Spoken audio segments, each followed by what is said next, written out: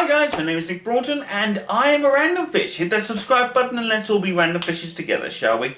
This is another Randomfish rewrite. Yeah. But this one is not focused on Star Wars, despite the shirt. It is, however, focused on a film that was released during what some have referred to as the Dark Age of cinema. When they say the Dark Age, you can kind of see where they're coming from. And yeah, allow me to explain. Between a certain amount of time within the world, CG became an amazing thing that everyone got nuts about. And then certain filmmakers took it to a rather extreme level, and as such it kind of got overused, overhyped, and consequently became very bleh for a lot of us for a lot of time. Is this always great? Not really, but at the same time you do kind of understand where a lot of it comes from, and you do understand very quickly where a lot of the feelings come from for this, and it's very realistic. These films are not particularly well written either. The CG is a symptom of a much larger disease, the fact that a lot of films were just awfully written, and they gave us nothing to really focus on. Case in point, The League of Extraordinary Gentlemen. This film sparked the end of Sean Connery's rather long, rather extensive career, during which he was offered multiple roles in multiple films, including Lord of the Rings, and he said no because he was busy doing the likes of Avengers and this.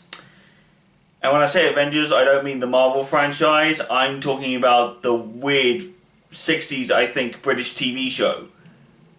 Yeah, that's a thing. Moving on. Anyway, Sean Connery obviously came very near the end of his career with this movie. But this movie doesn't just have that crime under its belt. That's a side product of something that was happening ages before this film even came to existence, so we can't exactly blame the film for that. But what I can blame the film for is three things.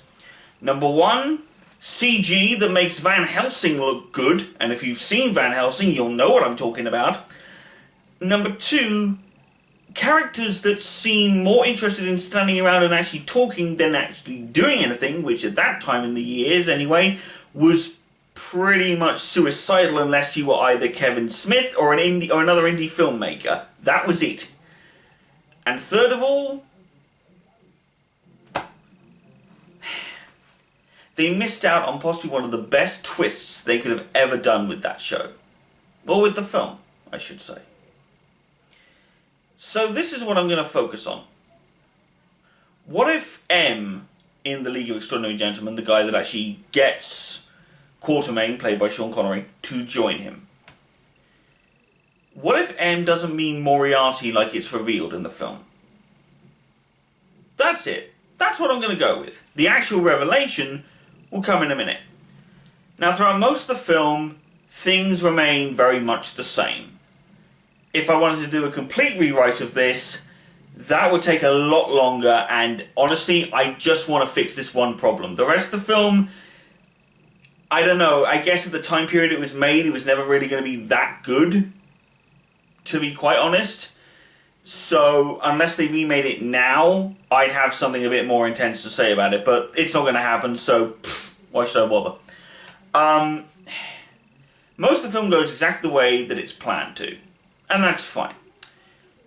Yes, the film is dull to me, but to be honest, a lot of films in that area, like I said, were not designed to be very, how should I put this, gripping to audiences. But anyway, throughout the film, Quatermain has conversations with M. Now, in the beginning, I want it to be very clearly established the M that's on his desk. I want to see the reflection in the water up above, and I want Quatermain to look up, see the M, and then look back down and continue the conversation. Also, in this one, M is slightly heavier than what we actually got. I don't know who else would play him, but it's kind of like that. Almost a bit like my size, you know. But then we come to about the final third, the third act of the film. In the third act, Quatermain goes off and catches the Phantom. He pulls off his mask to reveal a scarred-faced guy underneath who looks a little bit like the actual Phantom of the Opera, but not as much, as it were. A bit more sort of disfigured, as if something really traumatic, but nothing actually ever came of it or anything like that. Blah blah blah blah. The Phantom then says, you've revealed my identity. I am the great Moriarty. And he grabs his stuff and he runs. And he calls himself Moriarty directly from the outset. Quatermain then looks up very confused. And he goes off and he meets back with M and goes, I thought you were Moriarty. I figured this out, you are Moriarty. And he goes, what made you think that? What makes you think that I'm Moriarty? And he goes, the M, for example, very dead giveaway, pal. Which, I'm sorry, that is obvious to me. I don't care if it's obvious to anyone else, it is obvious as hell to me. This is why I'm rewriting this, because it bugs me so much.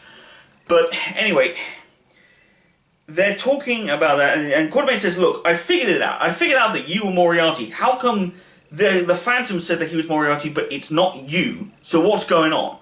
And M stands up and goes, look at the M. Look at the way the table is placed, or look at the way certain things look in this room. And Quatermain looks around, and he sees a whole bunch of stuff that's happened. For example, the table that is facing him is very deliberately with the drawers facing outwards. They've been open the entire time. Every single time he comes out to him, the drawers are open, they're facing towards him, but not facing towards M, which is not how a desk usually works. I know that sounds subtle, but I honestly think that audiences have the ability to think and actually figure things out in movies. Don't just sit there and go blindly going, unnecessary violence, like it. No. Subtle clues throughout the whole thing, indicating mirror reflections, upside down moments, whatever. And throughout all of that, Quatermain reaches the very simple conclusion. He goes, is that actually an M? And M sits back and smiles and says, you finally got it. It's not an M, it's a W. And this is where you get the finish and the difference in the climax. Obviously at this point, Dorian Gray has betrayed everyone. He's working with the Phantom. He's doing all this stuff. Watson, that's right, Watson in this, reveals very quickly to everyone that he decided to go for M because he didn't want anyone figuring out who he was too quickly and blah blah blah blah, because of his adventures with Holmes over the years. He didn't want it to seem too quickly because no one's actually ever really met him, because it's through his books that they know him, not through his actual physical appearance. So he explains to them, he says, look, I wanted to form the League, and I wanted to help save the Phantom, or as you know him, Moriarty. And they all go, what the hell are you talking about? How can you possibly want to save Moriarty? He goes, that is not the actual Moriarty. That is the one man who could have defeated Moriarty, and without him is going crazy to the point where he wants to be his own Moriarty. Okay? Again, stay with me. Watson then reveals to the group that after the Ryback fall, when Sherlock and Moriarty fell down off that thing and supposedly both died, Sherlock then survives, but Moriarty definitely does not. Sherlock then returns to his work, but finds that he has nothing else that's worth it, nothing else that he feels he can do, nothing else he wants to do. He needs that challenge again. He needs that challenge like what Moriarty is. In this version of events anyway, Sherlock goes crazy trying to figure this out, to the point where he realizes that the reason why he can't get to Moriarty is that there's no one else like him or Moriarty left in the world. Those two were so unique. It's like finding a diamond in a unicorn's horn. It's insane. So he then decides the best way to do this is to, and he tries to start figuring things out. He starts trying to come up with new experiments, blah, blah, blah, blah, and he goes slowly insane to the point where an explosion happens, takes off, just attacks him, scars him, makes everything worse from the fall and all that sort of thing, blah, blah, blah, blah. He then, then he has the freak out. He puts on the mask and becomes the Phantom and wants to start trying to create chaos throughout the world, which is fine. He wants to conquer the world, fairly decent supervillain fare. Quatermain then basically punches Watson in the face, does the whole, screw you, you lied to me.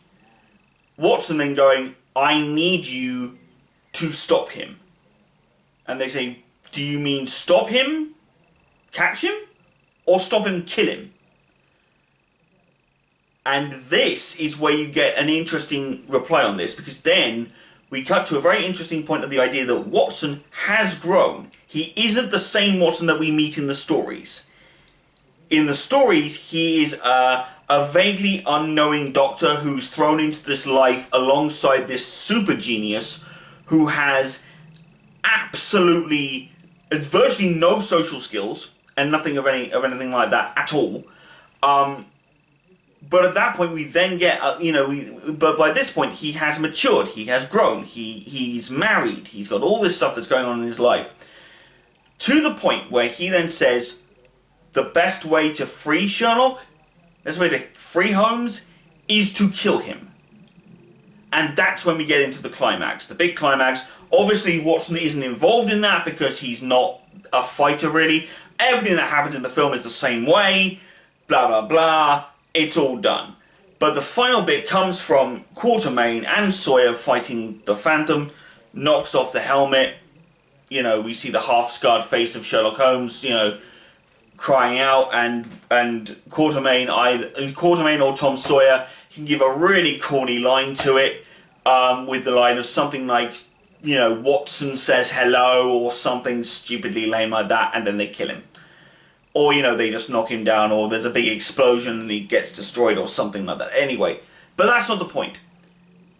The point of this rewrite is very simple. And it's short. But this is where it gets interesting for me. Because at one point in this life, we expected movies to challenge us. To give us something to think about. To give us something to actually focus on. To give us something to work out in our heads that wasn't immediately presented to us. When we were kids, this was a lot easier, and sometimes a lot harder for shows to do this.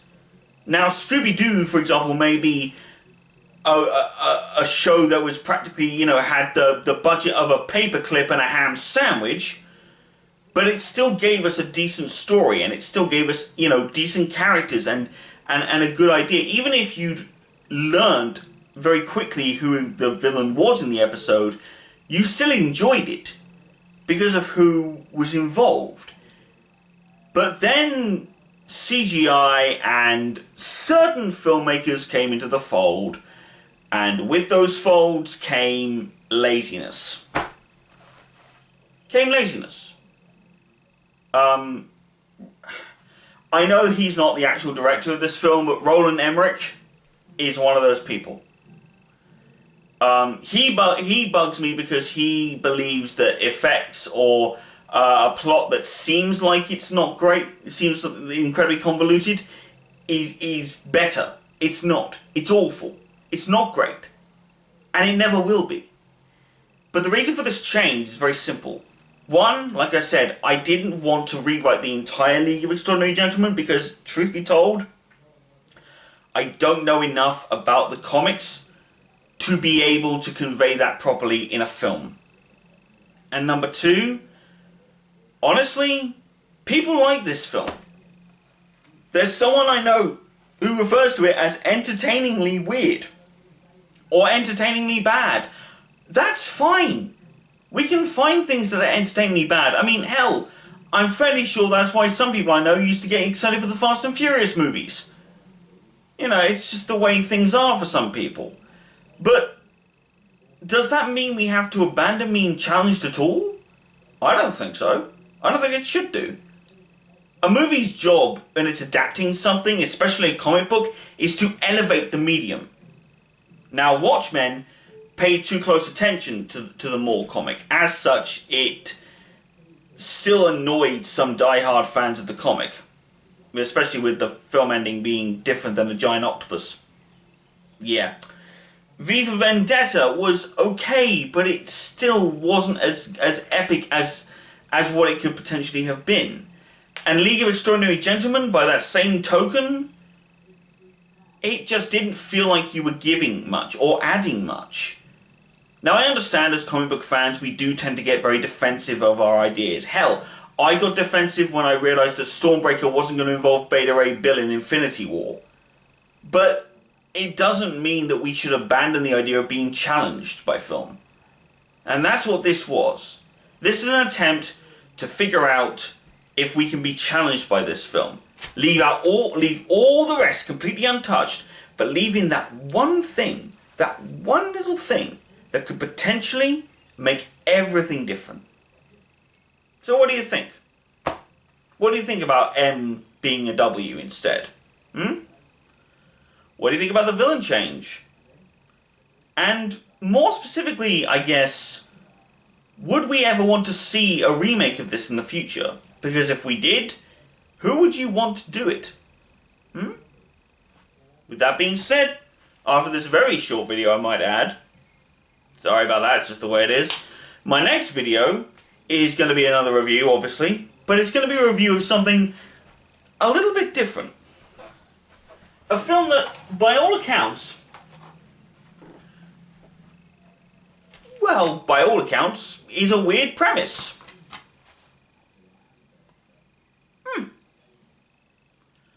I think I'm going to have fun with this. Randomfish, out.